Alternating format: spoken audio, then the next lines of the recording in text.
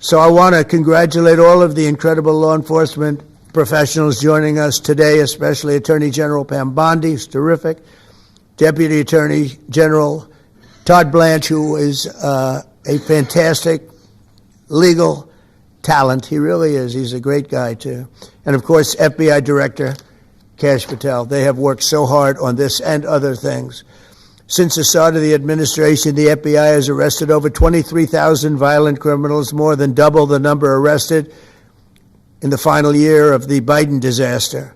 The FBI has also destroyed or severely disrupted more than 170 organized criminal enterprises and gangs, 1,600 of the most violent gangs, and confiscated over 6,000 illegal firearms. And they've tracked down and arrested 4 fugitives on the most wanted list, 4 of the most wanted. Actually, 2 of them were the most wanted fugitives in the world. There's still much more work to be done, which is why the FBI continues to work alongside the Department of Justice, the Department of Homeland Security, and the Department of War to defend. And Pete Hegseth has been fantastic, by the way, on this too, on other things, but on this too, to defend law and order and combat violent crime, arrest illegal aliens, and make American cities the safest in the world. And when I campaigned, I talked about crime, but I never knew that we were going to get into it like we did. You know, I mean, I used to watch these cities with the murders. Chicago recently had one deal where they had 11 murders in one weekend, and they said, well, yeah, but it was a holiday weekend. They actually told me that was the reason, like it was okay because it was a holiday. It was Labor Day. These people are the worst. They really have to, they better, I tell you what, the people in Chicago and the people in places like that can be fixed. At some point, it gets to where you can't fix it anymore. It's too far gone. And we have some cities like that.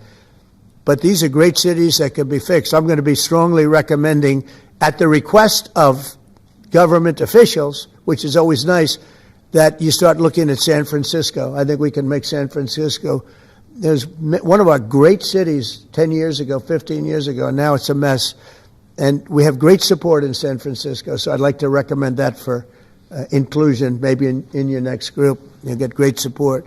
Every American deserves to live in a community where they're not afraid of being mugged, murdered, robbed, raped, assaulted, or shot. And that's exactly what our administration is working to deliver. I didn't realize I was going to make this such a big factor in the administration. I didn't really campaign. I campaigned on crime, but I never thought we'd go into every city and take a really safe city that we've all been living with for years and make them safe. And now it's like a passion for me, and it's a passion for the people behind me. So I didn't get elected. I did get elected for crime, but I didn't get elected for what we're doing. This is many, many steps above. And I want to thank Stephen Miller, who's right back in the audience right there. I'd love to have him. I love watching him on television. I'd love to have him come up and explain his true feelings. But maybe not his truest feelings. That might be going a little bit too far. But, Stephen, thank you for doing an unbelievable job. And the people of this country love you, I'll tell you, and they love what you say about crime and stopping crime. So now I'd like to ask Director Patel to say a few words, and then Pam and Todd also. And I just want to congratulate them. This is an amazing thing. And we're just at the start. We're going to go into other cities that we're not talking about purposely. We're getting ready to go in. And when they go in, like Kash as an example told me that people didn't even know. 5 months ago, they went into Chicago, and they started doing a lot of work in Chicago. And we brought the numbers down a little bit. And but that really was just preparatory work for what we're going to do with the surge. We're going to have a surge of strong, good people, patriots, and they're going to go in, they straighten it all out. So a lot of these cities we're already working on, but we don't do it with a big flavor.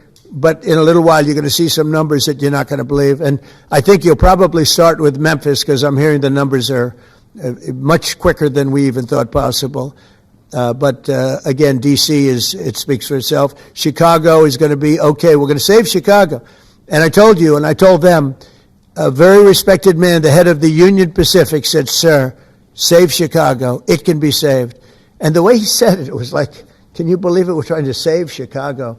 But I understood exactly what he wants, and that's what we're going to do. We're going to save all of our cities, and we're going to make them essentially crime-free, like other countries have crime-free. If you go all over the world, you go to the world, you hear Afghanistan and you hear all these different places, our crime in certain cities is worse than anything they can even imagine. And we're not going to have that any longer. It's going to stop, and it stops right here. Kash, please. Thank you, Mr. President. What I'd like to do is just highlight some of the outstanding work that the men and women of the FBI have been doing. And thanks to your brave leadership and the mandate you were given by the American people not only defend the homeland but crush violent crime, you tasked us with our great partners at the Department of Justice and the Attorney General and the Deputy Attorney General to start making arrests and bring prosecutions and safeguard our cities. And you said it. This is just the beginning. In just 7 months, I hope the media takes a look at every one of these charts, because these are the best numbers for fighting crime in U.S. history, and it's only 7 months in. And to do that, our vehicle to do it of choice was Operation Summer Heat, which the FBI architected to go after violent criminals. And in just a 3-month span, you had 8,700 arrests of violent criminals. You had 2,200 firearms seized off the streets permanently to safeguard our communities. You had 421 kilograms of fentanyl seized. Just to put that in perspective, that's enough to kill 55 million Americans alone. You had 45,000 kilograms of cocaine seized, and thanks to our Department of Justice partners, you had 2,100 indictments in 3 months, from June to September alone. Mr. President, that in and of itself would be historic for a 4-year presidency. You did that in 7 months because you let good cops be cops, and you partnered us with the right people at the Department of Justice to put the handcuffs on and bring them to court and put them in prison. And if that weren't enough, when you look at the year, for the entire 7-month period that we're talking about here, if you look at the past 4 years of the Biden administration, 16,000, 17,000, 15,000, 15,000. That's the number of arrests year over year of violent felons in this country for the Biden administration. Mr. President, in 7 months, you have 28,600 arrests of violent felons in just 7 months alone, because of your leadership and the dedication of the men and women at the FBI who want to go out there and do the job they were prevented from doing, because that department used to be weaponized and politicized. And this is what happens when you take out the fangs of weaponization. This number is historic by every metric. 28,000 people have been arrested, violent felons alone. And then when you go over there and look at some of these charts, if you don't mind, I'll just hop over here. Look at the metrics for not just violent crime, but the homeland. Mr. President, during your administration, the FBI has found and located 5,400 children. That is a 30% increase year to date over the last administration. Violent crimes against children arrests alone are up 10%. Gang arrests are up 210% in the last 7 months alone. And transnational organized crime, which Stephen Miller has been a great partner in, is up over 12% alone. These numbers are historic just as a snapshot. But just so people don't think we're focusing on violent crime alone, the national security mission, Mr. President, under your leadership has never been stronger. We have gone after espionage activities against our main counterparts in China, Russia, and Iran. In China alone, we've had over a 50% increase in espionage arrests alone and prosecutions. In Iran, we have had a 50% increase, again, in espionage cases. And in Russia, we've had a 33% increase in espionage cases alone. When it comes to counterterrorism, year to date, we have 125 arrests this year versus 100 last year, year to date alone. And when it comes to the cyber criminal activities, which are some of the largest enterprises plaguing everyday Americans, we at the FBI have put out a mission to go after cyber criminals like never before. Last year, they had in total 191. This year, you already have 252 arrests. 52 arrests of violent cyber criminals who are stealing from senior citizens, who are violating our children's rights and freedoms, and who are violating everyday Americans. These programs are record. And two of the things I'll finish with that I'm most proud of, Mr. President, this FBI. Fentanyl. As you know, it's a scourge that is killing our youth, 100,000 plus a year. To date, the FBI has seized 1,900 kilograms of fentanyl. That's enough lethal doses to kill 127 million Americans alone. To date. And if that weren't enough, Mr. President, you said we have to go after the worst of the worst. And you empowered our Department of Justice, our Attorney General, Deputy Attorney General, and the Deputy Director at the FBI, led the charge, not just on summer heat, but he also led the charge in the FBI's 10 most wanted fugitives. These people have been on the run for years. And in 7 months, You captured not one, not two, not three, but 4 of the FBI's most top 10 fugitives. 4. And just to put that in perspective, Mr. President, the Biden administration captured 4 in all of 4 years. You're on 7, and we're going to get to 10. We're going to get to 10 of 10. This includes a lady who murdered her 6-year-old handicapped child and fled to India. We got her in 2 months. This includes a narco trafficker. This includes a sex trafficker. This includes another first-degree murderer and gangbanger. These people were on the run because of the prior administration's reckless policies that destroyed our communities, and you came in and with a mandate said, go after the worst of the worst. This is just the beginning. This is what happens when you let good cops be good cops at the FBI. Mr. President, I just want to thank you for your incredible leadership, our brave partnership with prosecutors who know how to bring cases and make sure these arrests stick. And that's what the Attorney General and the Deputy Attorney General have led the charge across this country, because arrests without prosecutions are meaningless. We are deterring criminals from doing this activity. We are preventing criminals from coming into America, and we are absolutely crushing violent crime like never before and defending this homeland, sir. And not to mention, I almost forgot this one, it took you, sir, 2 weeks to get the Abbey Gate bomber. Joe Biden had 4 years to look for him. You got him in 2 weeks, thanks to the interagency effort by the FBI and the CIA, went to Pakistan, and now 13 brave warriors who were senselessly murdered because of disastrous Afghanistan withdrawal. They have justice, their families have a peace of mind, and we're going to continue to find the others, Mr. President. On behalf of the FBI, sir, I just want to thank you. Thank you very much, Chris. Great job. Very good. Very impressive. Ken, would you like to say? President Trump, the men and women of law enforcement say 2 things to me repeatedly. First, you have taken the handcuffs off them and let them do their jobs, and you let cops be cops. That's why all this is happening.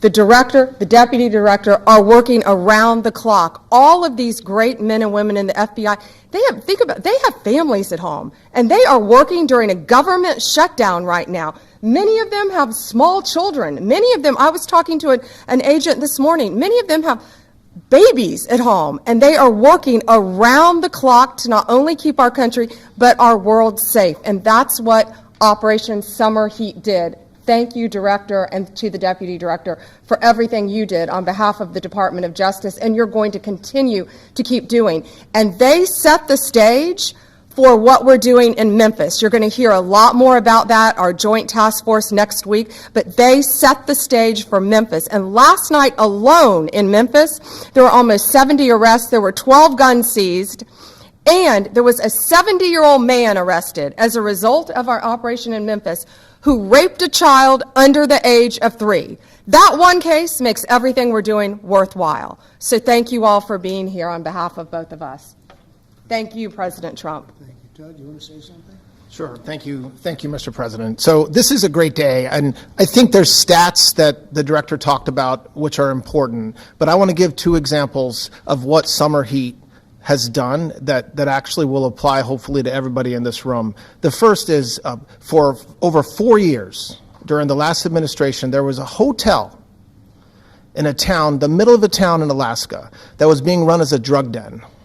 There were over 1,000 calls to 911 over four and a half year period. There were multiple violent crimes, drug dealers, overdoses, and murders at this one hotel, ruining a community. Summer Heat went in there, not only arrested all the participants that were controlling the hotel, but seized the hotel. And so that's one example of what Summer Heat means to everyday Americans that just want to live in peace. The second example is a large narcotics trafficking group that was selling fentanyl in the state of Washington. They were shipping fentanyl and using commercial aircraft, putting fentanyl pills and powder in suitcases, flying them from the southwest border, mostly Arizona, all the way to Washington. It had been going on for an extremely long time, and the entire organization was arrested. And I say those 2 examples because it's easy to look at the board and see 1,000 arrests. How much different is our communities now compared to the past 4 years? But there's actual life examples. Every one of these arrests means that our streets are safer, and that's because of the work of this administration, of President Trump and Director Patel. So I will tell you, Attorney General Bondi and I are together every day with Director Patel, figuring out ways that we can continue to do this work, and it's not going to stop. Like the Attorney General said, and like the President said, this is just the beginning, or phase one, or a start, whatever you want to say, but it will continue on. So thank you, Mr. President, and thank you very much, Director Patel. And Mr. President, just one last thank you from the men and women at the FBI. You found a way to get these individuals paid during a government shutdown, our 1811 agents. So on behalf of the FBI, it's a great debt that we owe you, sir. They're now allowed to pay for their families, so thank you. And the military. Good. That's right. Thank you. Okay, thank you very much. Any questions, please? Brian, go ahead. First of all, I know the feedback I'm getting from the American people, and they want to say thank you. Law and order is not an option in this country. It's a mandate. So I know the American people thank you for that. In terms of the guns that have been taken off the street, do you have a number of how many guns were taken away from someone that had a prior felony or a previous crime, that perhaps we can prosecute that? Because I know that wasn't the case under Joe Biden. We don't take guns off the streets of people that are allowed to have guns. So every gun that we're taking off the street is because it belongs to somebody who is not allowed to have it. Could be a felon, could be somebody who hears illegally. There's all sorts of conditions. But if there's a gun taken off the streets by the FBI, it's because the person who has it is not allowed to. It's not somebody who's lawfully allowed to have it. So every single one of those guns were taken off of people that aren't allowed to have them. And not including the FBI, all of the other agencies. ATF alone, since January 20th, has removed over 25,000 illegal guns off our streets, just since President Trump's been in office. And Mr. President, if I could follow up on that, could there be any further conversation to have national concealed carry applied to actual D.C.? Like if you had a driver's license in Texas and you had a permit, of course you could drive. Well, as you know, they've been talking about that for a long time. It's an interesting question. A lot of people feel strongly both ways, but we are talking about that, Brian. Thank you. Mr. President, on Venezuelan boats, I want to ask you, why not have the Coast Guard stop them, which it is empowered by law to do? This way you can confirm who's on the boat and ensure that they're doing what you suspect. Because we've been doing that for 30 years, and it has been totally ineffective. They have faster boats. Some of these boats are seriously, they're world-class speedboats, but they're not faster than missiles.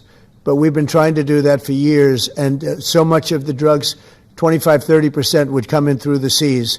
Right now we have, I would say, none coming in through the seas. In fact, I don't know about the fishing industry. If you want to go fishing, a lot of people aren't deciding to even go fishing.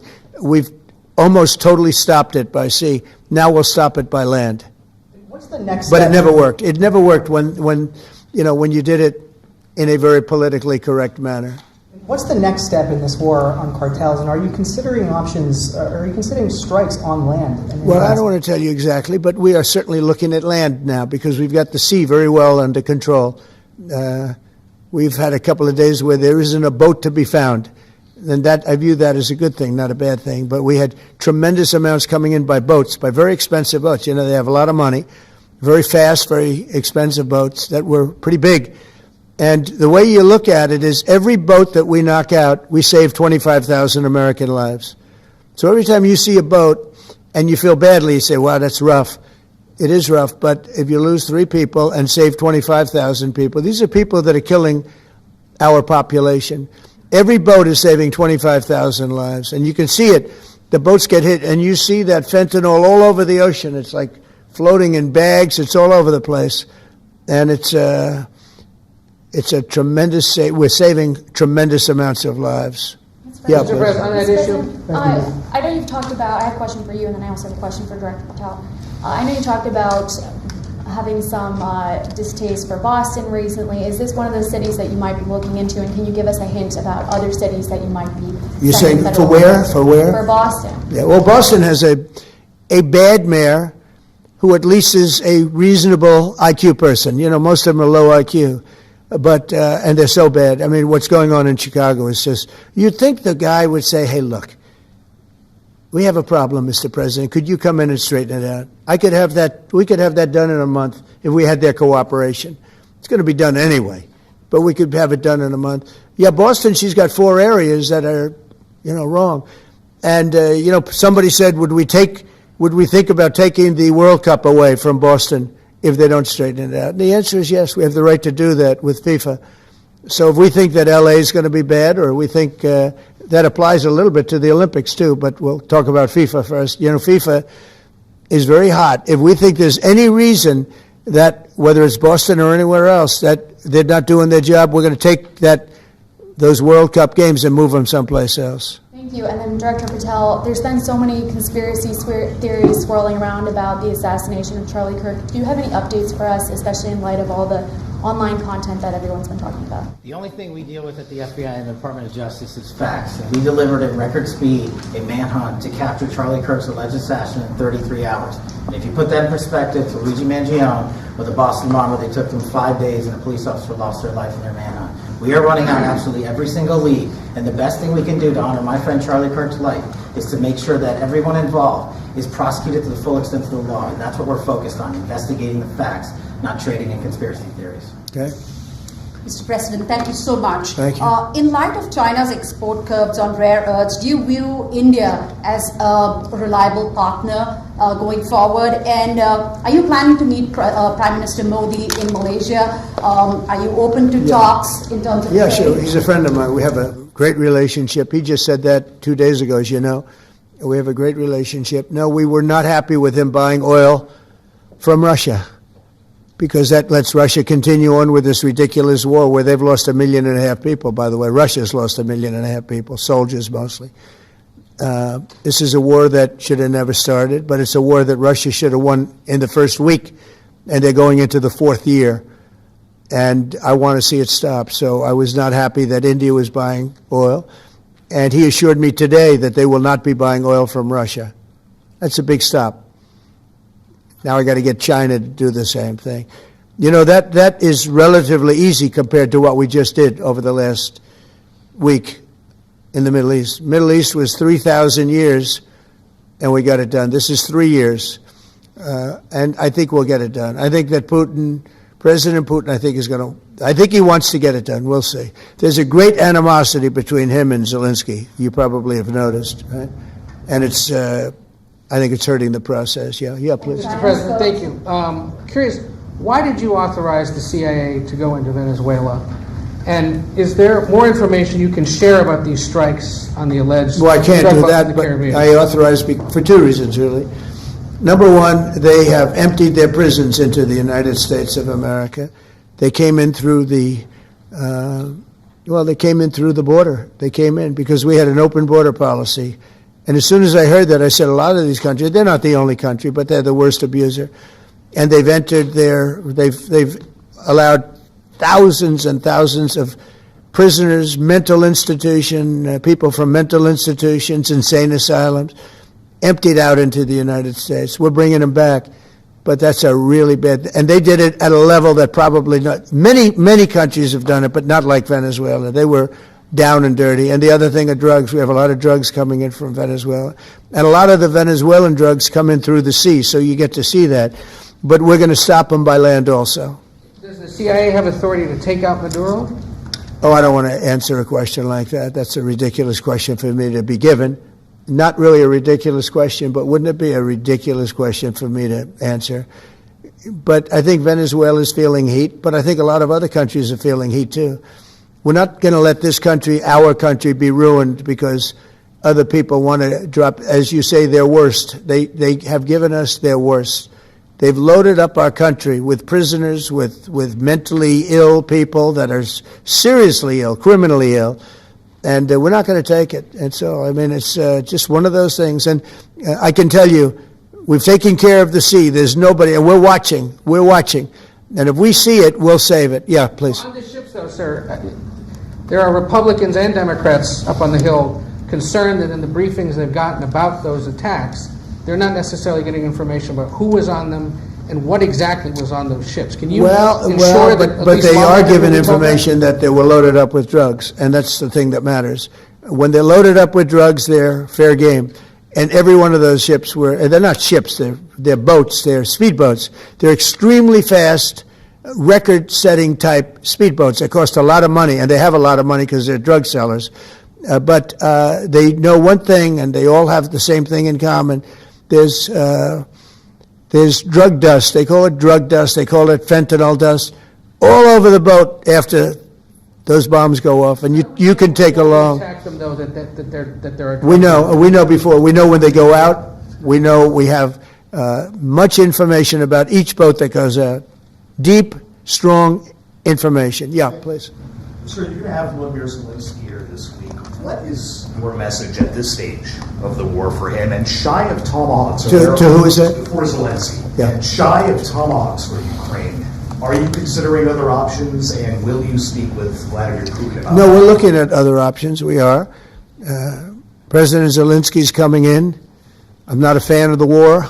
I'm not a fan of the way it started. It should have never happened. It wouldn't have started if I were president. The election was rigged. And because of that, we lost a lot of lives have been lost because of that war. Not American lives, but if I can save a lot of lives, that's why I'm in it. I want to save lives. I've had 8 wars. The Prime Minister of Pakistan got up the other day, said so beautifully, says, you saved millions of lives. He told that to a group of people right in this office. He said the president saved millions of lives. And I think what he's referring to is the fact that that would have been with India a nuclear war.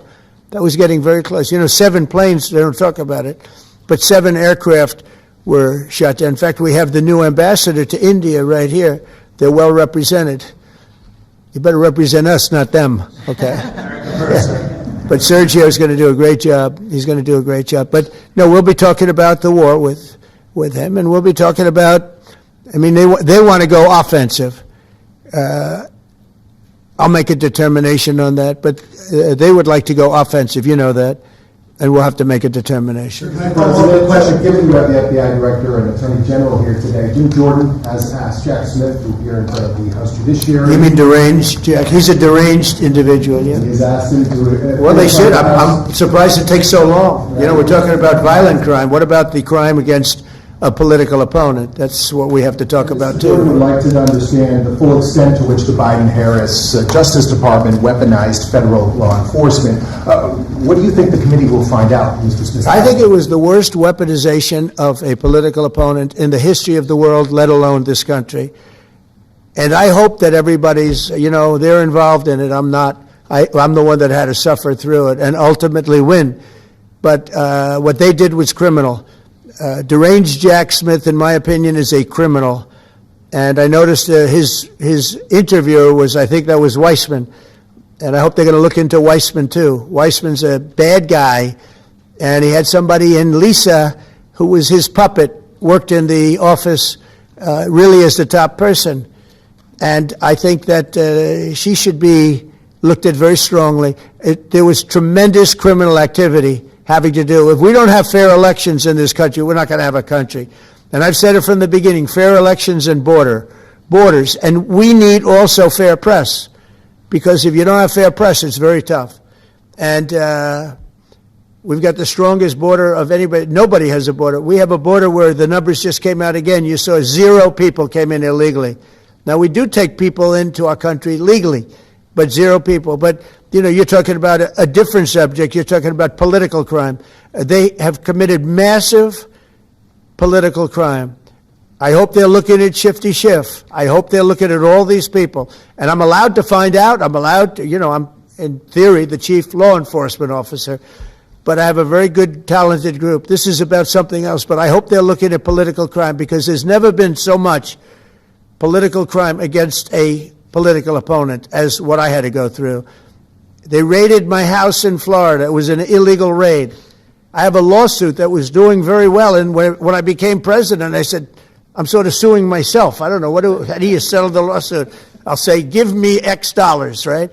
And I don't know what to do with the lawsuit. It's a great lawsuit, and now I won. It sort of looks bad. I'm suing myself, right? So I don't know, but that was a lawsuit that was very strong, very powerful. They raided illegally my house in Florida, Mar-a-Lago. They went through the drawers of my young son. They went through all of the cabinets and drawers of the First Lady. She walked in, she said, wow, what happened? Because she's very meticulous, and this wasn't so meticulous. As she looked into the drawers and she saw everything a mess. What they did against a person that just got out of office. And then you look at these corrupt people. You look at Hunter Biden. You look at the signature. As an example, the Europen. I just signed so many different things. An admiral, a 4-star general. I'm signing them left and right, the commissions. And by the way, I want to compliment John Thune and also Mike, our great speaker. But John Thune All of a sudden, I'm getting these things by the hundreds. I was getting one every 2 weeks. It would have been 4 years before you got them in more. You would have had some that didn't even get in, all because of Democrat obstruction. So John Thune did a great job. I must have signed 200 into the administration. We're just about caught up. It's amazing. And so compliments to John. He had to do some things that were very tough to do that he didn't want to do, but he was forced to do it by the Democrats. And as far as the shutdown's concerned, this is a Democrat Schumer shutdown. And he's trying to do it to get relevance back into the party because he's a loser. I've known him all his life. He's always been sort of a loser, but an intelligent one. But I think he's losing IQ points with time. I think that happens. I hope it hasn't happened with me. I know if it did, you guys will let me know about it very quickly. Questions on violent crime, sir. Here in D.C., a judge has given the two teenagers that beat up ex-Doge staffer Big Balls probation. It's incredible. No jail time. Is this justice? Jeanine Pirro is doing a fantastic job, and she is beside herself because you have these radical left judges that they beat the hell out of this guy. And there was many people against this one guy who was really trying to protect his girlfriend. He didn't want to hooded over the door but they really beat him up badly. That just happened, right? Wow, that's terrible. I think the judge should be ashamed of himself. That's a big problem. You know, they can do their job and then they go into a court and the people are protected by these, I don't know where they come from. Where do these people come from? Where do the judges come from? I want to compliment on behalf of Pam and Todd and all of us because, Kash, I think that Jeanine has done a fantastic job. And the case I heard was like flawless. It's a flawless case. They have them on tape. They have everything. And then a judge gives them a little probation. These are rough guys. And they're young. And if that happens, they're going to grow up. They're going to be real bad. They're going to cause a lot of problems. Yeah, please. Go ahead. So, Sergio Gore has just gotten back from India. What were the conversations like with Prime Minister Modi and the other? I think they were great. He reported to me that he's a great man, you know. Modi is a great man. That he loves Trump. Now, I don't know if the word love, I don't want you to take that any different. I don't want to destroy his political career, okay? But you have to understand, I've watched India for years. It's an incredible country. And every single year you'd have a new leader. I mean, some would be in there for a few months. And this was year after year after year. And my friend has been there now for a long time, and he's assured me there will be no oil purchased from Russia. I don't know, maybe that's a breaking story. Can I say that? Would you say? There will be no oil. He's not buying his oil from Russia. It started. You know, you can't do it immediately. It's a little bit of a process, but the process is going to be over with soon. And all we want from President Putin is stop this. Stop killing Ukrainians and stop killing Russians because he's killing a lot of Russians. Again, it doesn't make him look good. It's a war that he should have won in 1 week, and he's now going into his 4th year. That does not make this big so-called war machine look good. But he could make a settlement. We're willing to settle. I thought we had a deal. The hatred of the two leaders is it's an obstacle. It's an obstacle. There's no question about it. But I thought we had a deal 2 months ago. Who would think I created peace in the Middle East and can't get the two guys to settle? But I think we'll get them. But if India doesn't buy oil, it makes it much easier. And they're not going to buy it. They assured me they will. Within a short period of time, they will not be buying oil from Russia. And they'll go back to Russia after the war's over. Jennifer? On the shutdown, sir, are FBI officials being paid right now? Are all the FBI employees being paid, and are all the... Well, that's what I understand. I hope so. Thanks to your great work, Mr. President, the 1811 special agents at the FBI are going to receive their paychecks. Got a lot of people paid, actually. We have the people that we want paid, okay? And we want the FBI paid, we want the military paid. We got the people that we want paid. And I'll tell you, the Democrats, they don't talk about this. You know, we're getting rid of programs that we didn't like, but that were negotiated in, but we didn't like. We're terminating those programs, and they're going to be terminated on a permanent basis. And it's thousands of people, and it's billions of dollars. We're getting rid of a lot of things that we never wanted because of the fact that they made this stupid move. And they don't want to talk about it. You know, they have their day coming up. I hear very few people are going to be there, by the way. But they have their day coming up, and they want to have their day in the sun. but they should really make a deal. So what we're doing, I mean, they call him Darth Vader, but he's actually a very nice person, Russell Vogt. But Russell Vogt is really terminating tremendous numbers of Democrat projects. There's not only jobs, I mean, the project in Manhattan, the project in New York, it's billions and billions of dollars that Schumer has worked 20 years to get. It's terminated. Tell him it's terminated, Jennifer. All right. On Hamas, sir, what is your understanding of the pace of returning the deceased hostages? Are you pleased? Well, they're with that looking pace? for them. Absolutely. They're looking. So we have the living hostages all back. They returned some more today. It's a gruesome process. I almost hate to talk about it. But they're digging. They're actually digging. There are areas where they're digging and they're finding a lot of bodies. Then they have to separate the bodies. You wouldn't believe this. And some of those bodies have been in there a long time. And some of them are under rubble. They have to remove rubble. But there are graves, and some are in tunnels that died in tunnels that are way down under the earth. And the tunnels are like 3 feet. Can you believe it? 3 feet high. They lived like this for a long period of time.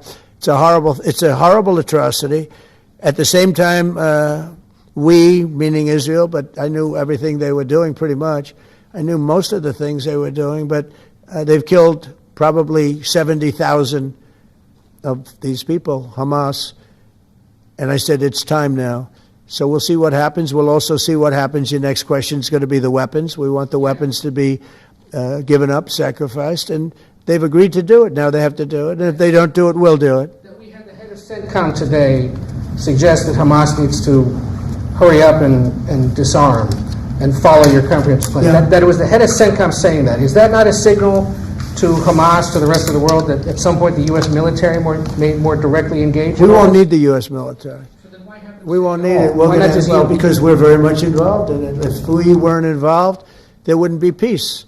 If we didn't destroy the nuclear capability of Iran, that deal would have never happened for two reasons. The Arab nations would not have felt bold enough to do it because you have a very powerful, at that time, Iran is not powerful anymore, between what Israel and us did, because, the attack was, if you look at it, we helped them very much. They will be the first to tell you, including shooting down thousands of drones that were coming into Israel. We shot them down. We were shooting them down like it was target practice, but we shot down thousands of drones and missiles also going into Israel. But between what we did to Iran that way with the, conventional, we will call it, and what see that beautiful plane, that B-2, I noticed it on the desk. I always thought it was beautiful, but I never understood it. Now I understand it. It took in hundreds of thousands of bombs in the form of two, but hundreds of thousands of pounds of bombs. And every single bomb hit perfectly. Then they sent Tomahawks in. They sent 30 Tomahawks on top of it. And that was totally, CNN said, well, maybe it wasn't as bad as Trump said, because I said obliterated. Obliterated is not a strong enough word, actually. And you saw the Atomic Energy Commission came out and said the word obliteration is very, very... Think of it. They came in under potential fire. They entered Iran airspace late at night, in the dark, no moon. The moon was low for a reason. What time we picked it. Couldn't see anything. And they hit every target, and they weren't hit. Nobody saw that plane. That plane is stealth. Nobody saw it. The problem with that is it may be stealth today, but tomorrow it won't be. And we just ordered about 20 brand new B-2 bombers. It's unbelievable as a weapon. I know Putin, when I was riding with him in Alaska, we passed a lot of them. And he said, that really did the trick. I said, yeah, it did. It's amazing. The flying wing. But you still see no reason for the U.S. military to get involved in Gaza? No, I don't see that. No, I think we're going to handle it very well. We'll be helping Israel. But we have other countries that are now. We signed, many countries signed. And many of those countries relatively are very strong military powers. And Hamas has no support. See, Hamas had the support of Iran. And now Iran says, don't get us involved. The last time they got them involved didn't work out too well. So they used to have the support of Iran. Today, they're trying to survive. You know, when I heard the reports 2 weeks ago, Iran's looking to build a nuclear weapon, I said, don't worry about it. They got a lot of things they want to do before nuclear weapons. I said, the last thing they want to do is a nuclear weapon. It didn't work out. And if they did a nuclear weapon before they got even close, that site would be attacked and it would be wiped out. Yeah. Mr. President, you're meeting with President Xi in a few weeks. Yeah. If you can't come to an agreement or a deal at that meeting, are we in for a sustained trade war with China? Well, you're in one now. Look, we have 100% tariff. If we didn't have tariffs, we would be exposed as being a nothing. We would have no defense. You know, they've used tariffs on us, but we've never had anybody sitting in that chair that felt the need to do it. And they've allowed us to be $37 trillion in debt, et cetera, et cetera. Tariffs are a very important tool for our defense, for our national security. If we don't have tariffs, we're not going to have national security. As an example, if you look at Pakistan and Iran, I told them I was in the midst of negotiating a trade deal with Iran, and Pakistan was going to be in line. And because of tariffs, they all want to negotiate much differently. We were making a good deal, and then I heard that they're shooting at each other. And I said during one of my conversations, are you guys going to go to war? Two nuclear powers. We are thinking about, I said, here's the deal. You go to war, I'm going to put a 200% tariff. I'm going to stop you from doing any business in the United States. I said it to both of them. Within 24 hours, the war ended. That would have been a nuclear war. And again, the Prime Minister of Pakistan, who was here 2 weeks ago, said that man saved many millions of lives in front of a whole group of people because he thought it was going to be war. But when it came to war or having to pay massive tariffs, the tariffs overrode. That's why it's so important, not only the money, we're taking in trillions of dollars, not only the money, the power to keep peace, the power to be used for good is enormous. But a lot of people didn't understand tariffs. It's also made us very rich. We have a big case coming up in the Supreme Court, and I will tell you, that's one of the most important cases in the history of our country. Because if we don't win that case, we will be a weakened, troubled, financial mess for many, many years to come. I don't even know if survivable is a good term. And if we do, we're going to be the most powerful economic country in the world. And all we're doing is using them as a defense against what took place for many years. China would charge us tariffs. It was incredible, but we weren't allowed to charge. And we're allowed to do whatever we want. We just had presidents that didn't want to do it for whatever reason. And it was nothing. But of the 8 wars, I was saying 7, of the 8 wars, I would say tariffs are directly responsible for me ending 6 of them, 5 or 6. Without the tariffs, you have wars raging all over the world. With the tariffs, other than Russia, we have no wars out there. And we've made a lot of good friends, too. Tariffs are so important to our national security. If we don't have tariffs, we don't have national security.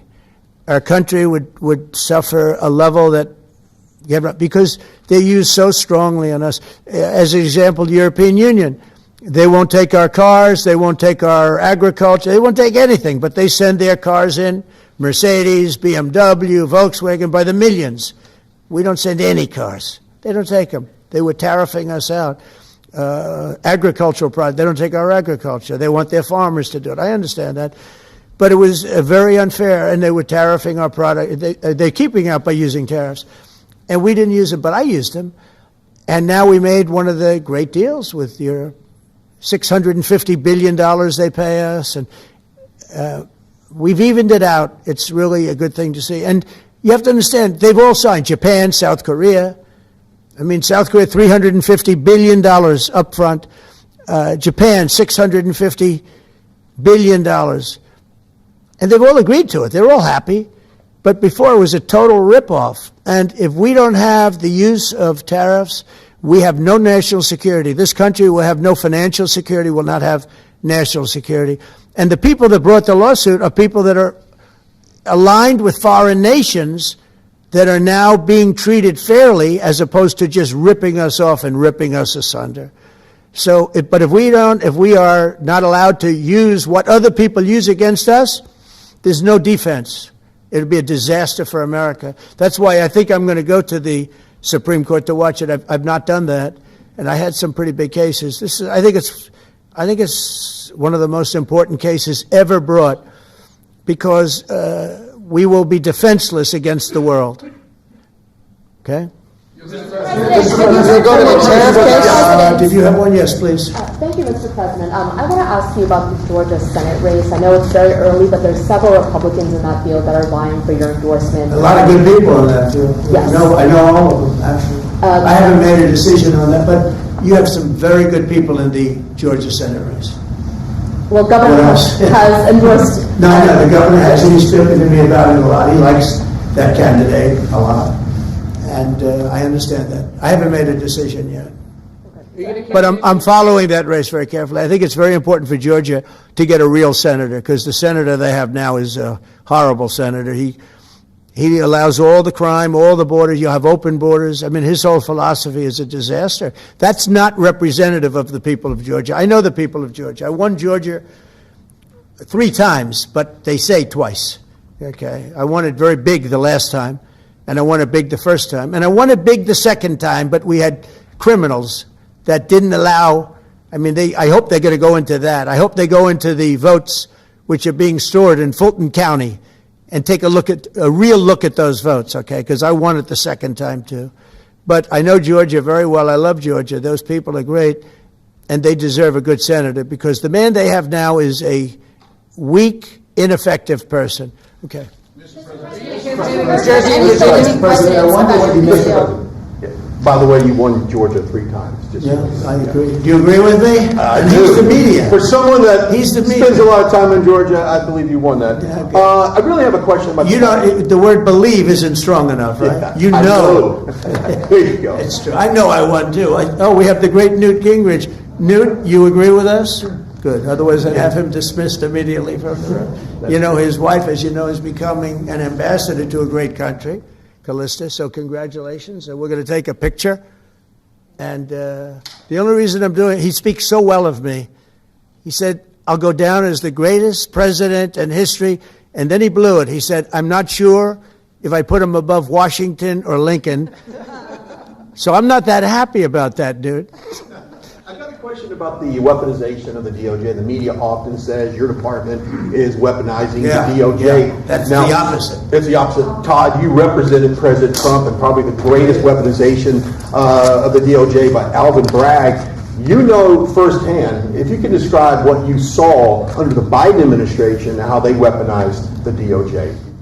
Well, I mean, I think it's hard to describe what happened those last 4 years against President Trump. Alvin Bragg, a local prosecutor, his office staffed by somebody from DOJ.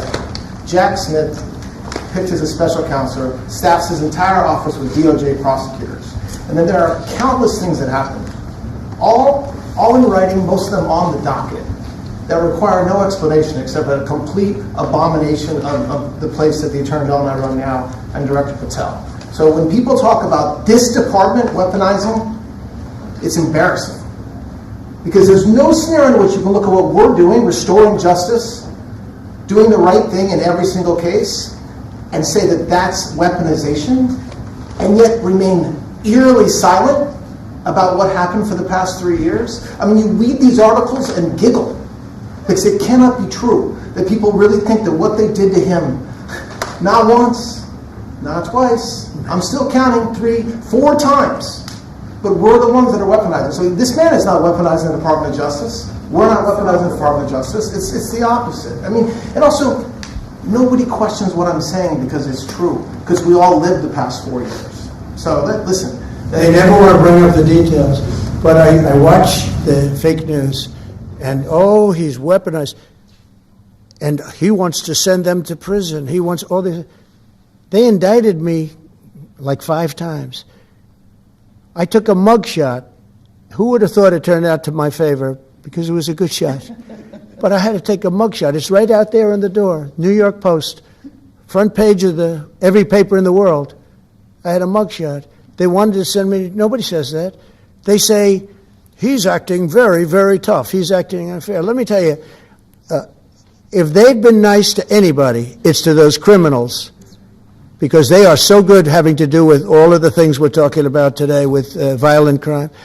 But if anything, I think this Justice Department has been so respectful of the law, because the other Justice Department, with Rita or Lisa and all of that scum, real scum, what they did to the political opponent of a guy that has a seriously low IQ. Now, in his case, it was low based on his career, but it got real low, okay? It was descending rapidly. But what they did to go after his political opponent is legendary, worse than any third world country, banana republic. And what we're doing is nothing. Are you kidding? Nothing. They write stories. Why aren't they doing this?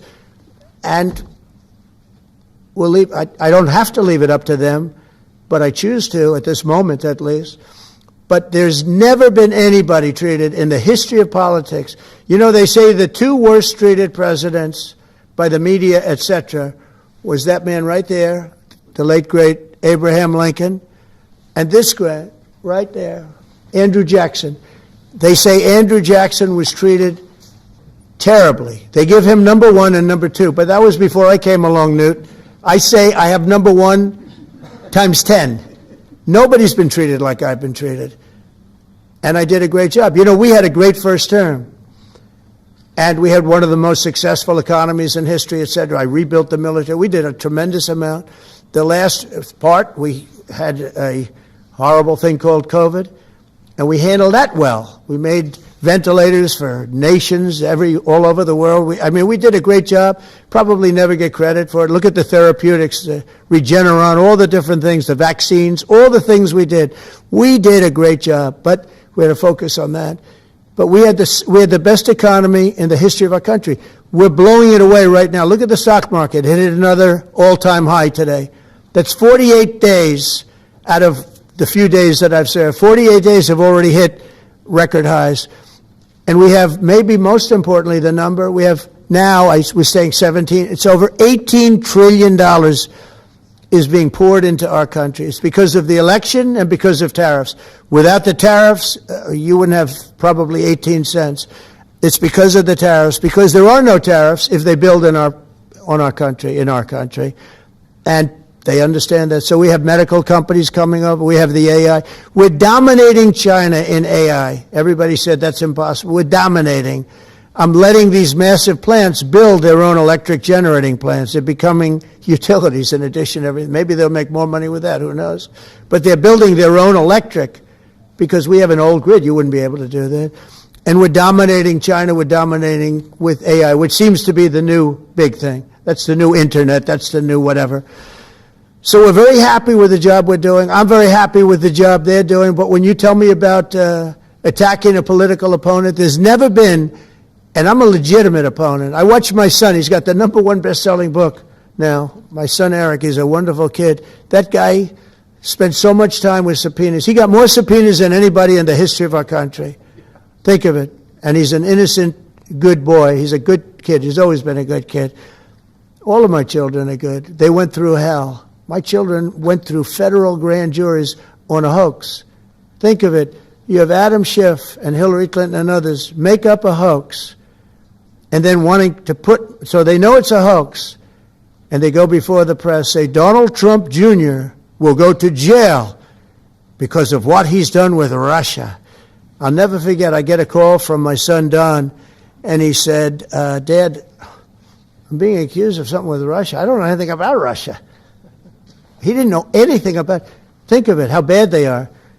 They say he'll go to prison for the rest of his life. He knew nothing about it.